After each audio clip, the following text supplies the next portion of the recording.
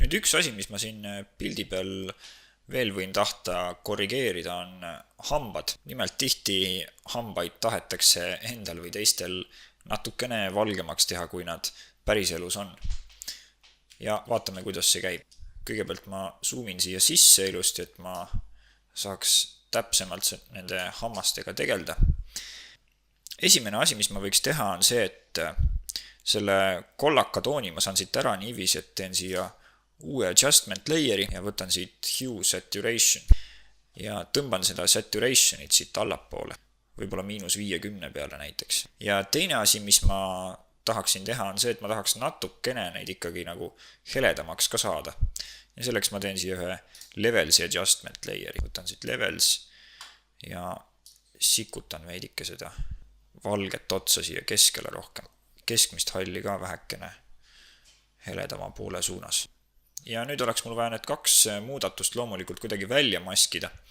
Kuna mul on siin kaks layerit, siis üks kaval variant oleks panna nad gruppi ja ma teen uue layeri gruppi.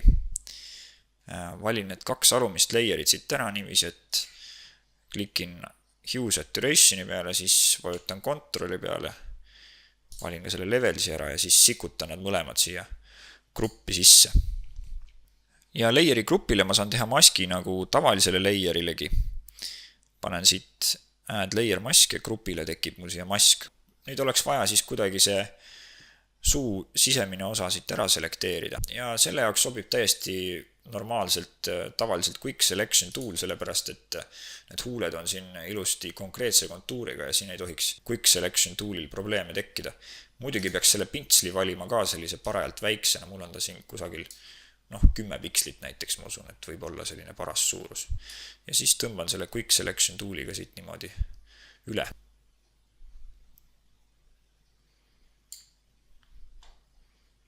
Nii. Teen natukene udusemaks ka oma seda selektsiooni. Võtan siit refine edge ja panen feather, võib-olla paar pikslit. Ja ma näen, et natuke mul sai siit huuldega hammustatud nii-öelda ja tõmban seda serva natuke sisse. Panen siit miinus selle shift edge'iga ja raadiust panen ka siit, et ma saaks üldse kuhugi poole teda liigutada. Nii, panen okei. Minu uus selektsioon on valmis ja nüüd kõigepealt keeran oma selle selektsiooni teisipidi üleüldse, sest ma tahan ju seda hammaste osa siin maski peal näidata ja siis ülejäänud osa nagu peita. Ma võtan select, inverse, see keerab mu selektsiooni pahupidi. Näed sa, siia tekib ülejäänud pildile ka selline kontuur ümber. Ja nüüd täidan siis mustaga selle maski. Võtan siit black. Vajutan Ctrl D, et kaotada ära oma selektsioon. Ja lähen korraks siia ligemale, et vaadata, mis nende hammastega siis toimus. Ma lülitan selle grupi nüüd korraks välja. Siin on siis näha nüüd enne ja pärast.